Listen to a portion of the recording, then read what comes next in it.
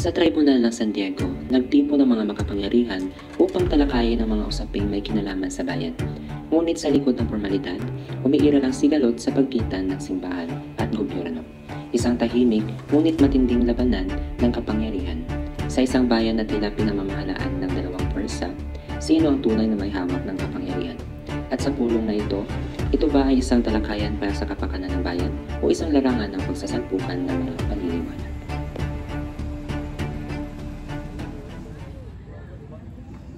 Mga Ginoo, dapat natin pag-usapan ang pagpapatayo ng paaralan sa ating bayan. Ang ating mga kabataan ay nangangailangan ng maayos na edukasyon. Ngunit, paano kung hindi sang-ayon ng Kora? Ginoo, may punto po kayo, ngunit hindi ba't ang simbahan ang may kakayahan upang hubugin ang isipan ng ating mga kabataan? Padre Salvi, di natin pinag-usapan ang pananampalataya. Ang ating gustong itaguyod ay isang makabagong edukasyon. Nakakatawa, Padre Salve. Hindi ba't gusto niyong kontrolin ang sistema ng edukasyon? O baka naman takot lang kayong mawala ng kapangyarihan? Hindi ito usapin sa kapangyarihan. Ang nais ko lamang ay mapanatili ang kaayusan. Hindi natin maaaring hayaan ang sinumang magturo ng kaisipang laban sa ating pananampalataya. Kaayusan o takot sa pagbabago? Hindi ba tayo rin ang may pananagutan sa ating bayan? Ano ang masama kung bigyan natin ng tamang edukasyon ang ating kabataan? Ngunit kung tayo'y kumilos ng walang basbas ng simbahan, baka tayo mapahamak. At kailangan pa natin matakot para gawin ang tama? Ang sinumang lumihis sa landas ng simbahan ay lumihis rin sa landas ng Diyos.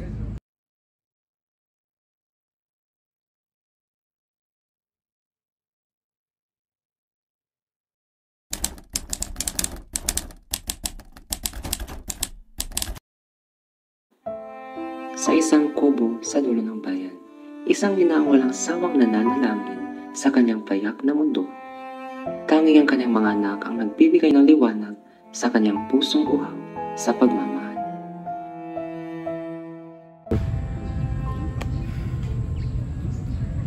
Panginoon, ingatan niyo po ang aking mga anak.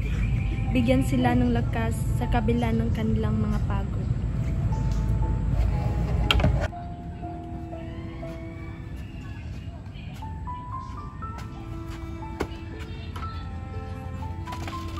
Sisa!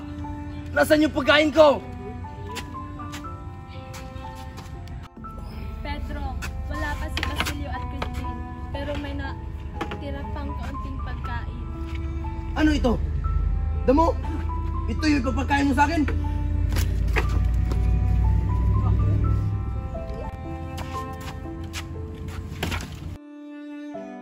Si Sisa, tulad ng maraming ina, ay tiniis ang lahat ng sakit at pang-aapi alang-alang sa kanyang mga anak. Ngunit sa kanyang puso, may bumabangong pangamba. Bakit hindi pa sila umuuwi?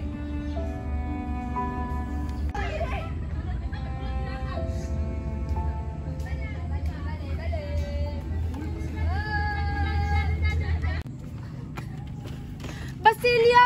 Crispin! May balita na ba kayo tungkol sa aking mga anak? Sisa, may masamang balita tungkol kay Crispin. Ano? Ano ang ibig mong sabihin?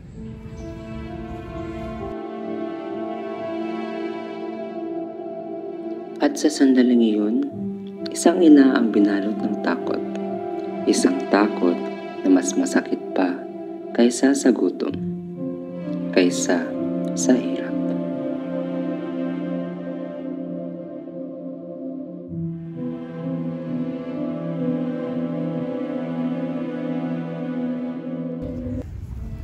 Basilio! Crispin! Nasaan na kayo?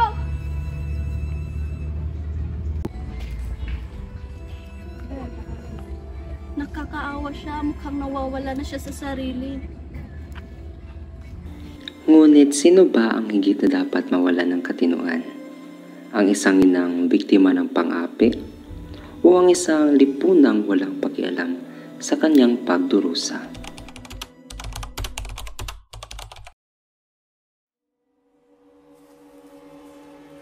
Sa isang madilim na gubat, Isang batang halos wala ng lakas, ang pilit na tumatakbo. Wala siyang ibang hangad, kundi ang makatakas at makabalik sa kanyang ina. Ina, hintayin mo ako.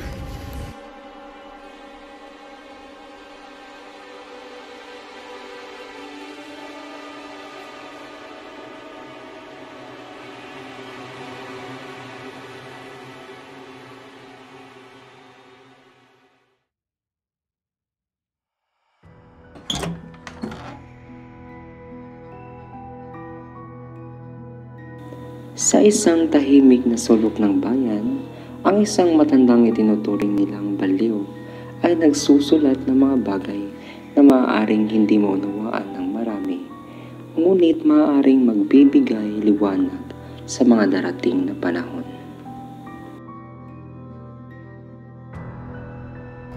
Piloso Potasio, bakit mo sinusulat ang mga bagay na yan? Wala namang magbabasa niyan. Dahil darating din ang araw na ito ay babasahin at maunawaan.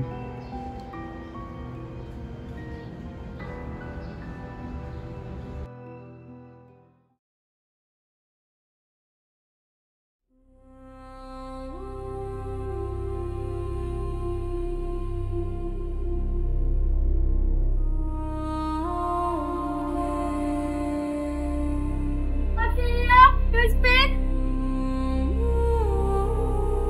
Nakakaawa, no? Parang nawawala sa sarili. Baliw na talaga, sinundan pa si Piloso Potasio.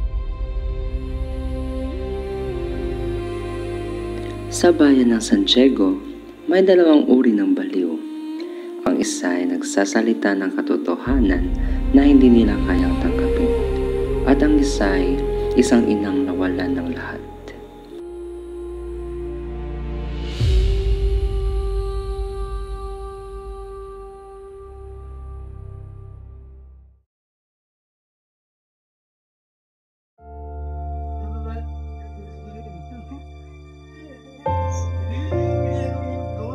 Ina, hintayin mo ako.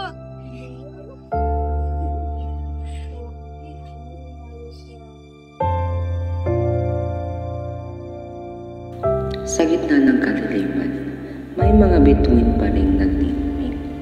Ngunit para sa ilan, ang kanilang liwanag ay hindi sapat upang maitaboy ang kadiliman ng kanilang kapalaran. Pasiya! Crispin!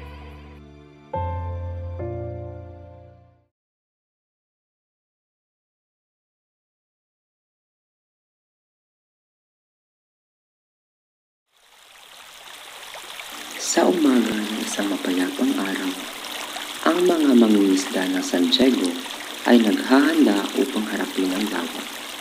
Dala ang pag-asang mahuhuli nila ang kanilang pangkabuhayan.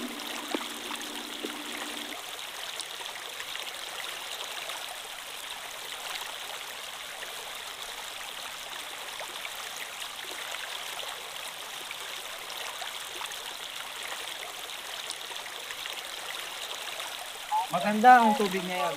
Ngunit, huwag natin walang bahala ang lalim nito. Tulad ng ating bayan ay yan. Tahimik lang sa ibabaw pero sa ilalim, maraming lihim. Masipag ang mga taong ito. Ngunit bakit hindi sila umaasenso?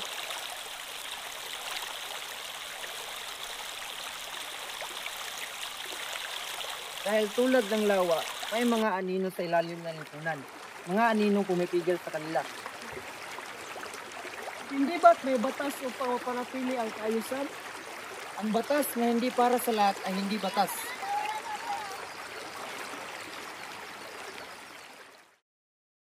Hala, may bangkay!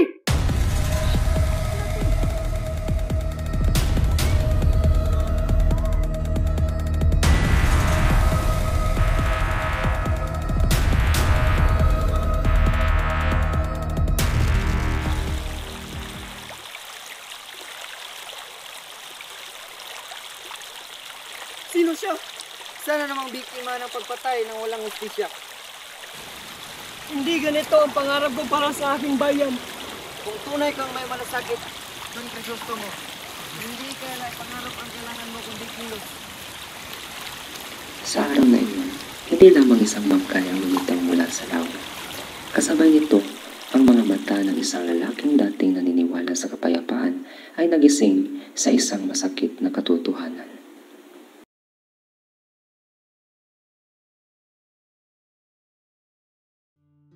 Sa isang malawak na kagubatan ng Santiago, isang pangkat ng kabataan at matatanda ang naglakbay upang maglibang at mamaso. Ngunit sa ilalim ng kanilang saya, may lihim na damdaming nais ipahayag. May mga binanakit na nais itago. Ang kagubatang ito ay parang isang panaginip, tahimik, malaya. Ganyan nga ang kalikasan, Maria. Dito, malayo tayo sa ingay ng bayan, sa politika at sa mga usaping nagpapahirap sa atin. Aba, Maria, bakit parang may ibang niling sa iyong mga mata? Sinang, tumahimik ka nga.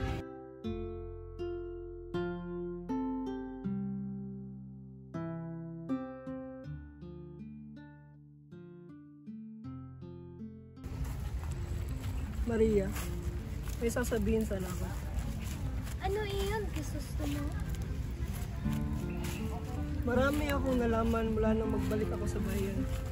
Hindi lahat ng nakakala ko noon na tama ay totoo pala. Marami tayong kailangan baguhin. At anuman ang landas na iyong tatahakin, Crisostomo, asahan mong nandito ako sa tabi mo.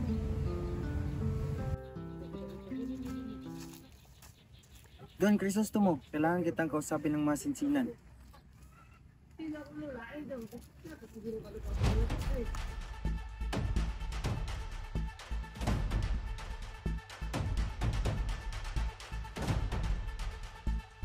Ano ang nangyari, Elias? May nagbabalak sa iyong buhay, Don Crisostomo. Kailangan mo mag-ingat. At sino ang nasa likod nito? Ang mga makapangyarihang tao, ang mga taong ayaw sa pagbabago, maging maingat ka.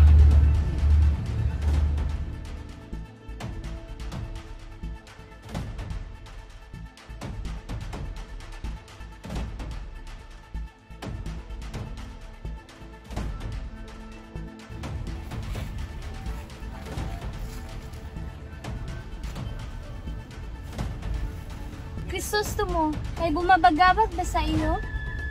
Wala, Maria. Wala kang dapat na ipangamba.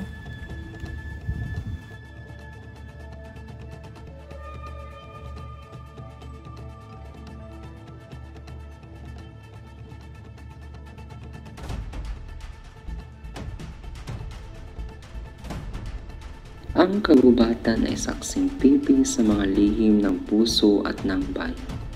Ngunit ang dilim nito ay may tinatagong babala na ang ulos ay unti-unting lumalapit.